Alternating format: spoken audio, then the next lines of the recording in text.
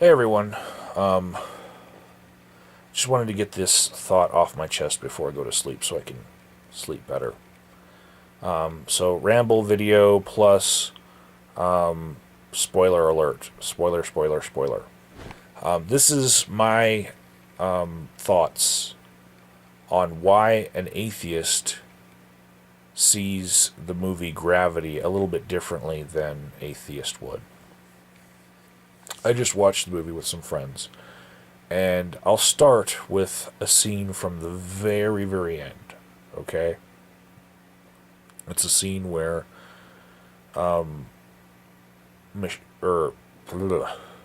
Sandra Bullock's character Ryan, the astronaut, she is in a re-entry scene where she's in a Chinese space capsule, and it's burning up, and there's a lot of turbulence, and she's holding on for dear life, and then she looks up and she sees a Buddhist statue, and it's somewhat calming and pleasing to the character that she plays.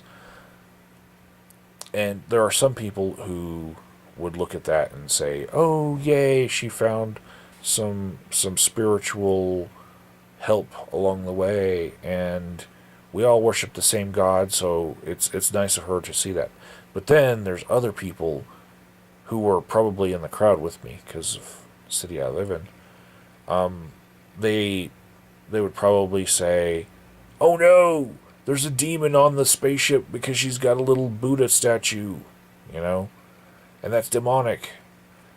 So when I'm watching the movie, I'm very much aware of that. I'm aware that there are some people who, at that point in the movie, they had the movie ruined for them. They can't watch it, and enjoy it because they're so bigoted that they don't respond well to messages of, "Oh, well, we all worship the same God. It doesn't matter which spirituality you use at any given time. As long as you're being spiritual, good things will happen." They don't respond well to that message. So I'm watching it and I'm like, yeah, it's pissing them off. Awesome. So that's just one scene. It's a little bit different for atheists than it is for theists. Another example would be, and spoilers, okay? When Ryan, the astronaut's friend, who was another astronaut that just died, shows up in a dream and then tells her something that she needs to do in order to get out of a predicament that she's in. She wakes up and then she remembers what he said in her head. And she considers that to be confirmation that angels do exist, and so does the spirit realm.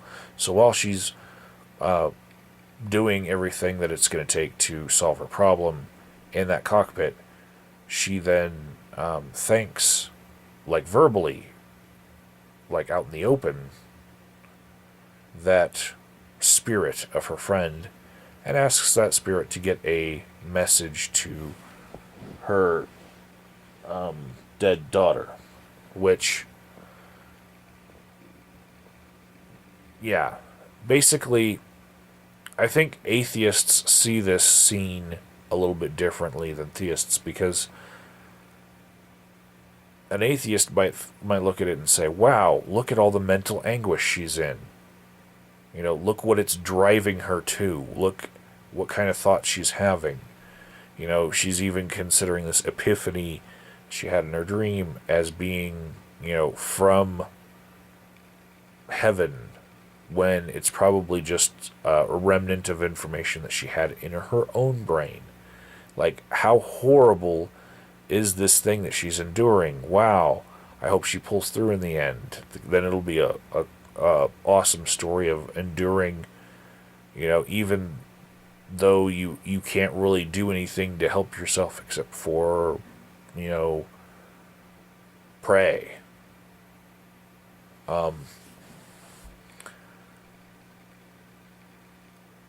But then a Christian, especially, might think that really because there's a line in it that, she says, "Oh, I don't know how to pray. I've never prayed before." They might think that she stumbled on the recipe of how to help herself by, asking for help from heaven, and then she gets it. And so they're thinking, rather than how the atheist thinks, that it's in spite of going through thought processes that are illogical. They're thinking that it's because of going through those thought processes that are completely illogical and whatnot. That's why she has a good outcome later. She stumbled on the recipe for prayer, and so then she gets to have a happy ending. Whereas, an atheist might see the events that happened after that as being coincidental, and really she succeeds in the end in spite of breaking down at her lowest point and praying. And an atheist might think that she succeeded because she prayed. And there's a big difference in how you take everything else that happens in the movie.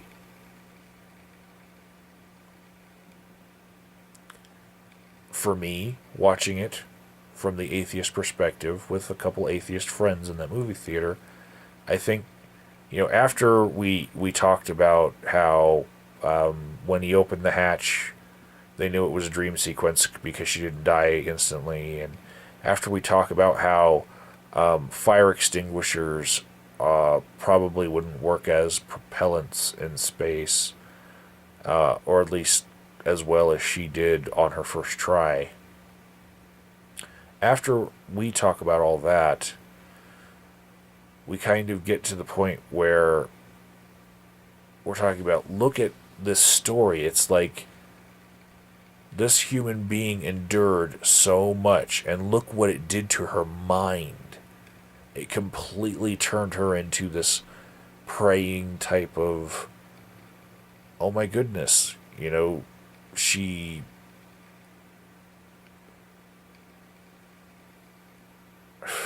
just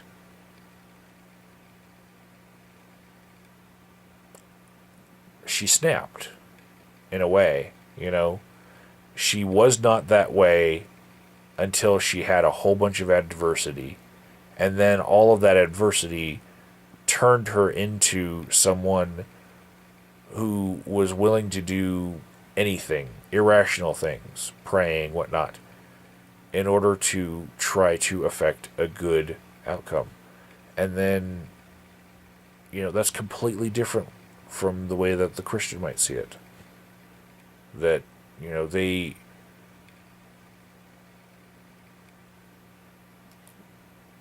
they might see her prayerful response as being a completely mentally healthy thing to do in the face of such stressors and horrible things happening.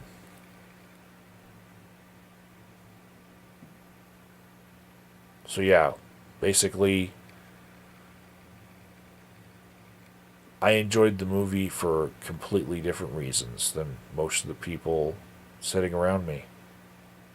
And I just didn't respond the same to the overall message of the movie because of that little preachy part.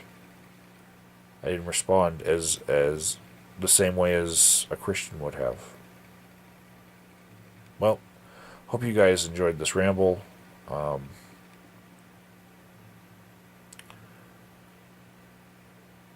I kind of think that it's important to lay down some of the thought processes that are going through the heads of atheists of these decades that we're in, which are probably very transitionary for, other modes of thought to come in the future, and I think it's important to capture thoughts like this. Moments where I don't think most people realize that there's ways to interpret a movie that are completely not the way that you're doing it. You know?